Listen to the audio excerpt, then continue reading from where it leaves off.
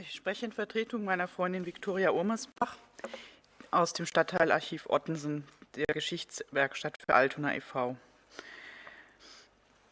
Ich möchte darüber sprechen, welche Erkenntnisse eine Recherche zu der Geschichte der Altonaer Sinti und Roma Lebenswelten bringt.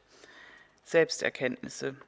Welche Spuren, also Quellen, finden wir im Archiv, das doch den Anspruch hat, umfassend zu überliefern, was war?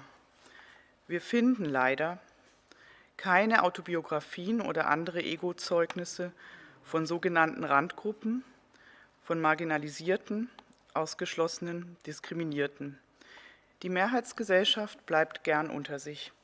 Auch in unserem Archiv ist das leider so, dass wir keine Nachlässe mit solchen Archivalien bekommen haben, also zum Beispiel von Überlebenden oder Lagerinsassen. Im Rahmen der Oral History wurden Interviews geführt, allerdings erst spät, auch Forschung zu Sinti und Roma in Lurup und zum Lager Lederstraße durch meine Vorgängerin Anke Schulz. Wenig Nachforschungen fanden statt zu den vielen, vielen Tatbeteiligten, die es gab, in Institutionen wie Arbeitsämtern, Fürsorgeämtern, Jugendämtern oder der Reichsbahn. Stattdessen finden wir Diskriminierungszeugnisse, Medienberichte über eine verwahrloste Altstadt,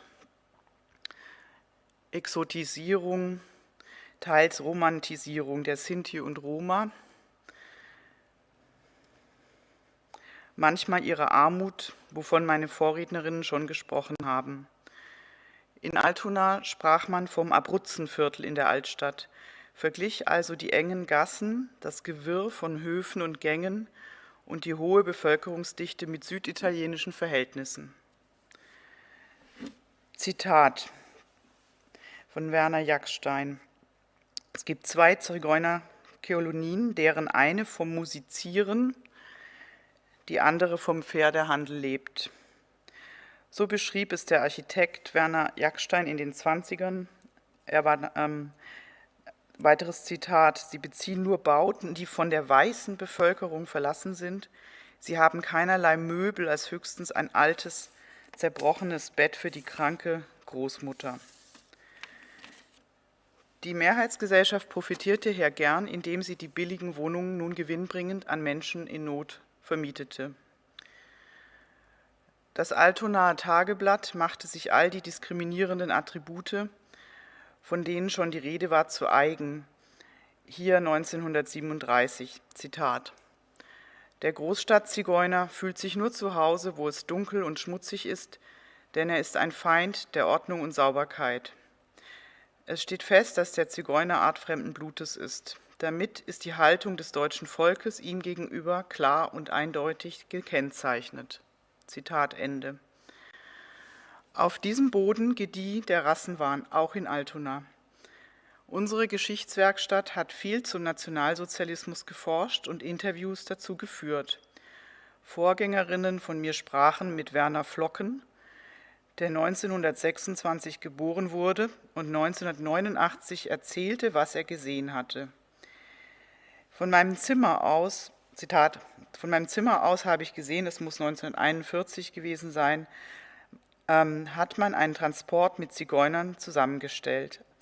Als ich aus meinem Fenster sah, in der Palmalie Richtung Bahnhof, da sah ich eine Kolonne von Zigeunern, die ein großes Bündel auf dem Rücken hatten. Das überraschte mich auf den ersten Blick nicht, denn ich hatte gehört, die Zigeuner gehören nach Ungarn auf den Balkan und haben hier nichts zu suchen. Aber dann, was mich stutzig machte, das hatte ich noch nicht gesehen. Die Uniformierten, das waren so Landsturmleute, so eine Miliz, so Ältere, die nicht zur regulären Truppe eingezogen wurden. Und mit Gewehren im Anschlag, das war so ungewöhnlich, die gingen nicht einfach nur mit. Das hatte ich so noch nicht gesehen. Und die begleiteten diese Marschkolonne und sie müssen in Richtung Altonaer Bahnhof marschiert sein. Mit Sicherheit kann ich sagen, dass wir in der Familie darüber nicht gesprochen haben. Auch das mit den Gewehren, da hatte ich automatisch das Gefühl, das ist besser etwas, das du nicht gesehen hast. Die Vorstellung Vernichtungslager, die war nicht in unseren Köpfen drin. Soweit der etwa 15-jährige Werner Flocken. Die Mehrheitsgesellschaft hat also weggesehen, geschwiegen und profitiert. Deshalb muss ich heute über das Nichtwissen und das Nichtwissen-Wollen der Altonaer Mehrheitsgesellschaft berichten, wie sie auch in unserer kritischen Geschichtswerkstatt ihre Spuren hinterlassen hat. Vielen Dank.